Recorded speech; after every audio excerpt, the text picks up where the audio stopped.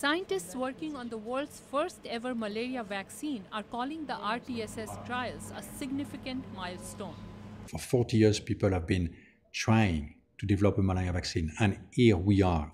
Dr. Christian Luke is the director of Malaria Vaccine Initiative, an international non-profit group involved in assessing the safety and effectiveness of the new vaccine.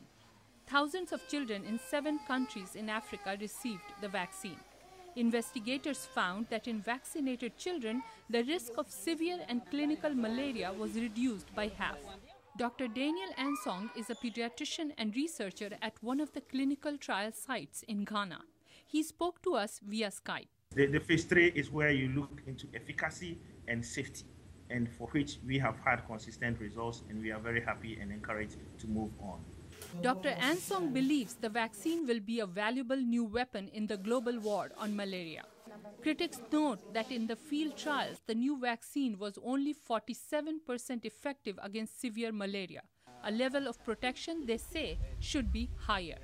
But pediatricians say that with malaria killing 800,000 children every year, even this level of efficacy could save thousands of lives. Dr. Joe Cohen is co-inventor of the RTS S vaccine and a researcher at the drug company GlaxoSmithKline. It has invested $300 million in malaria vaccine development. Dr. Cohen says developing a vaccine against malaria has been a major scientific challenge. The problem, I think, is the parasite itself. Malaria parasites in general are very complex organisms with complex DNA makeup, with many thousands of genes, in contrast to bacteria or viruses.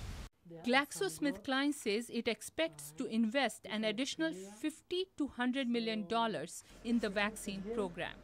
Researchers say they will start testing the vaccine on larger populations after the successful completion of ongoing phase 3 trials.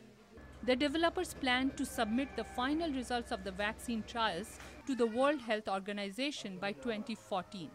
Their hope is that the WHO will recommend that the malaria vaccine become a routine part of all future childhood immunization programs.